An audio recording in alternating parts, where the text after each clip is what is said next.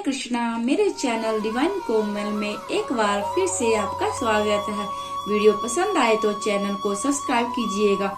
अक्सर लोगों को ये जानने की जिज्ञासा होती है कि हम दीक्षा लेना चाहते हैं तो कौन से संप्रदाय से ले और कौन सी परंपरा से ले। ऐसा नहीं है कि संप्रदायों में कोई मतभेद है, मात्र मार्ग अलग अलग होता है, परंतु मंजिल एक ही होती है। जैसे कई लोग भगवान को शाखा के रूप में पूजते हैं तो कई अपने भाई के रूप में, तो कई दास बनकर उनकी आराधना करते हैं। हम बात करते हैं वैष्णव की तो सीधा सा एक अर्थ समझते हैं। वैष्णव का तो वैष्णव कौन है? वैष्णव जो भगवान विष्णु और उनके संबंधित अवतारों की उपासना करते हैं तो वो वैष्णव हैं। वैष्णवों के अलग अलग नियम होते हैं। वैष्णव कंठी धारण करते हैं। वैष्णव अपने संप्रदाय के हिसाब से तिलक धारण करते हैं, अपने संप्रदाय के अनुकूल उपासना करते हैं और मंत्रों का जाप भी करते हैं और विधिवत पूजा करते हैं। तो चलिए जान लेते हैं संप्रदाय कितने प्रकार के होते हैं।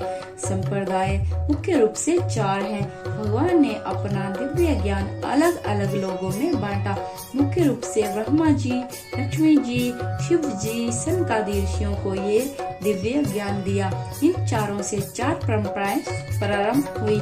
उन्हीं को हम चतुर संप्रदाय कहते हैं। पहला संप्रदाय है ब्रह्म संप्रदाय, दूसरा श्री संप्रदाय और तीसरा रुद्र संप्रदाय और चौथा है कुमार संप्रदाय। हम सबसे पहले बात करते हैं ब्रह्म संप्रदाय की। ब्रह्म संप्रदाय ब्रह्मा जी से प्रारंभ हुआ। आगे चलकर संप्रदाय में माधवाचार्य जी आए। इसी कारण इस संप्रदाय का नाम माधव संप्रदाय भी पड़ा। इसी संप्रदाय में चैतन्य महाप्रभु भी आए।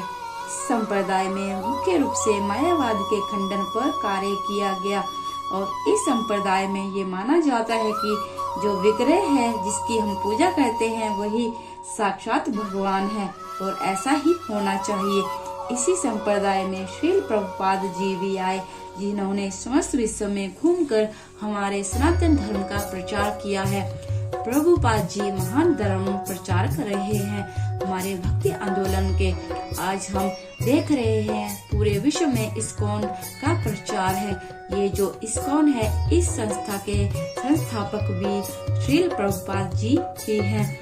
अब बात करते हैं दूसरे संप्रदाय की। श्री संप्रदाय माता लक्ष्मी जी से प्रारंभ हुआ। आगे चलकर रामानुजाचार्य आए। रामानुजाचार्य आने के बाद इस संप्रदाय का नाम रामानुजाचार्य संप्रदाय भी पड़ा। फिर थोड़ा और आगे देखा जाए तो रामानंदी जी आए तो इस संप्रदाय का नाम रामानंदी संप्रदाय भी पड़ा। ऐसा भी है कि रामानंद संप्रदाय और रामानुजा संप्रदाय अलग अलग हो गए हैं, लेकिन परंपरा वही है। लक्ष्मी जी की परंपरा जो आगे चली आ रही है। इस संप्रदाय में सीताराम जी और लक्ष्मी जी की उपासना की जाती है। तीसरा संप्रदाय आता है रुद्र संप्रदाय। भगवान शिव के द्वारा चलाई हुई परंपरा।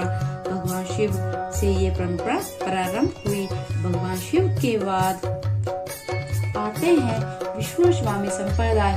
विष्णु स्वामी संप्रदाय के आने के कारण इस संप्रदाय का नाम विष्णु संप्रदाय भी पड़ा। उनके बाद आते हैं बल्लभाचार्य जी। बल्लभाचार्य जी के आने के बाद इस संप्रदाय का नाम बल्लभ संप्रदाय भी पड़ा। इसे पुष्टि मार्ग भी कहा जाता है। इस संप्रदाय के मुख्य पीठ श्रीनाथ जी द्वार है। इस संप्रदाय में राग भक्ति पर जोर दिया गया है। इस संप्रदाय के लोग भगवान श्री कृष्ण के प्रति पूर्ण रूप से समर्पित होते हैं। वैसे तो समस्त संप्रदाय में ऐसा ही होता है, लेकिन इस संप्रदाय की ये विशेषता है। अब बात करते हैं कुमार संप्रदाय की। कुमार संप्रदाय चतुर्थ कुमार संप्रदाय के नाम से भी जाना जाता है।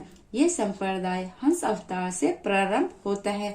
भगवान के 24 अवतारों में से 20वें अवतार में भगवान हंस हुए, जो अपने स्वरूप को शालिग्राम श्री सर्वेश्वर भगवान के रूप में सनकादि कुमारों को प्राप्त हुए। सनकादि कुमारों से ये परंपरा नारद जी तक आई। नारद जी से ये परंपरा नीमकाचार्य के पास आई।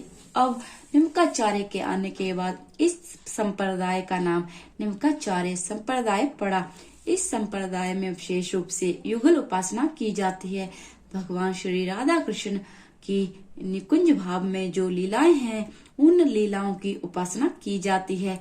इस संप्रदाय का भक्त स्वयं को भगवान की सखी मानता है और सखी मानकर भगवान की लीलाओं का आनंद लेता है।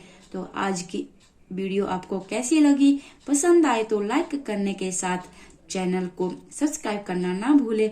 ऐसी ही धार्मिक वीडियो आप सबके लिए लाते रहेंगे। हरे कृष्णा, धन्यवाद।